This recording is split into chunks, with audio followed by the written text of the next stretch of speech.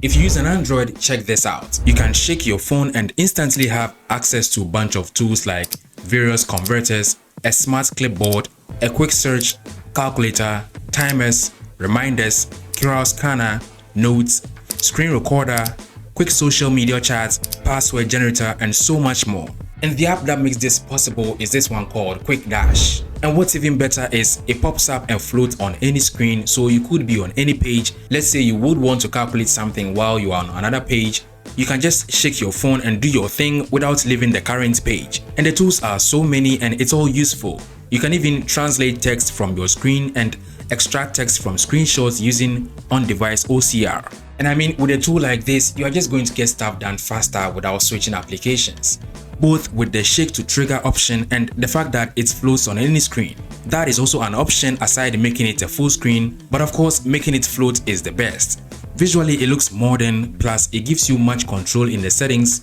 You can make several tweaks to your liking, and on top of everything, it is free and open source. And if that wasn't enough, here is another set of useful tools you can quickly access, this time from the Quick Tiles. With this app called Toolkit Tiles, it makes you wonder why some of these tools aren't already built into the quick settings. This app comes with tools like compass, level, lux meter, or battery information. You can even check network traffic, battery temperature, clean your clipboard, flip a coin, roll a dice, use a counter, or even identify songs through Google's music recognition. There are other system controls like auto brightness, DNS switching, NFC, sound modes, volume, screenshots, screen locking, the power menu, and USB debugging. You can just add them as individual quick settings and access them with a swipe. And of course, some tiles are more practical than others, but having them available right in the quick settings panel makes them much easier to reach when you actually need them. There is also a small well-being section with a breathing exercise and an SOS tile that uses the camera flash to send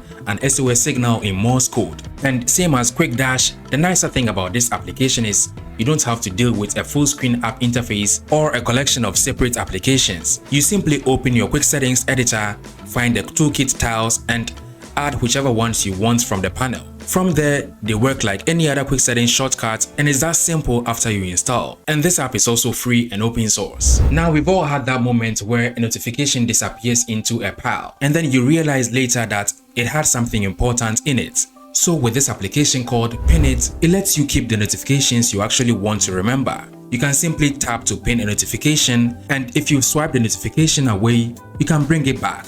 This app keeps track of your notifications, so you can visit the history and then bring back the ones you want to attend to later.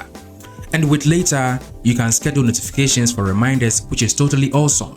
And one of the more useful features is the ability to add notes from notifications to other applications. So instead of relying on a third-party application to remember what a notification was about, you can simply add a note directly to it. The good thing is you can select the applications you want their notifications tracked, meaning Pinnit can store notifications from those applications only. You can also add rules to certain applications like automatically pinning or muting notifications containing certain words either in the titles or the contents. There are also search and filtering tools, which makes it much more easier to find something from earlier. It is a pretty decent application, it looks good and handles notifications well. Moving on to another useful tool. Now, you've probably run into applications that refuse to switch to landscape. Orientation Lock is a small open source application that solves exactly the problem. This also works from a pop-up, no full screen interface. You can use it to force the screen into a specific orientation when an app doesn't support it, which is especially useful for tablets and older applications.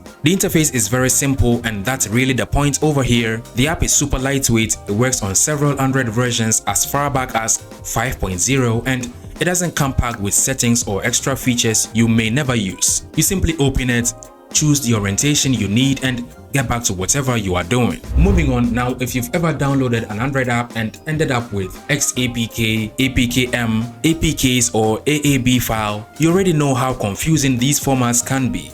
And Android doesn't always let you install them directly, which usually means finding another tool just to get the app running. So with this app simply called APK Converter, it is designed to handle that locally. You can take formats like APK, AAB, XAPK, APKS, APKM, and even APK.1 files and then convert or repack them into a standard APK, split APKs package, or AAB. And aside being a converter, you can also use it as an installer for these different package types. The app is especially useful if you regularly sideload applications or use Android devices with heavily customized software. Now, its own recommendation is to convert split packages into a single APK on systems where formats like APKs or XAPK can be harder to install. And more importantly, all of this happens directly on your phone from APK parsing, conversion, repacking, and even OBB extraction are all handled locally. So your files don't need to be uploaded to any server. And yeah, judging from the title, this isn't the usual 10 apps or 15 applications video, but I'm hoping you found these 5 apps useful as well. I just wanted to quickly show you some small useful tools that cost nothing to install but has great functionality. So if you like them, then consider subscribing to the channel and also drop a like on the video, and then go ahead and watch more of my best apps videos from the end screen. And as always, thank you for watching.